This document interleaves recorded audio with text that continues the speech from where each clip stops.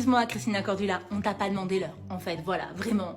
Alors, les sous-vêtements sont adaptés à toutes les morphologies, d'accord? Que ce soit des sous-vêtements avec des fines bretelles, que ce soit des sous-vêtements très hauts, etc. Je suis désolée, mais la taille haute n'est pas réservée qu'aux personnes voluptueuses ou grosses ou obèses ou autre chose, parce que je ne sais plus les termes que tu as employés. Alors, Anne, on t'a pas demandé ton avis. On s'en fout d'ailleurs. Il me semble pas que même si tu avais un diplôme de styliste ou de... Enfin, on s'en fout en fait. On n'est pas là pour ça. Ça, c'est la première chose. La deuxième chose, c'est que à un moment donné, il va falloir arrêter de juger le poids des gens que tu ne connais pas. Pense à ton poids, pense à ce que tu portes, mais viens pas faire des cours d'esthétique et de tenue. On s'en fout en fait, on n'en a rien à carrer de ton opinion.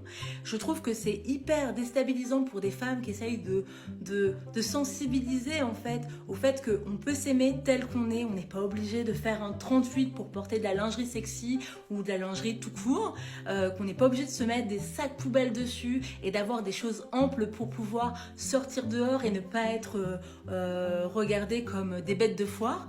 Et je trouve ça hyper nul qu'une femme qui devrait être en cohésion avec d'autres femmes et qui devrait soutenir le mouvement sous prétexte qu'elle doit souffrir de la peur de grossir ou qu'elle est même elle-même grosse, hein, j'en sais rien, je suis même pas allée voir ton profil, je te jure.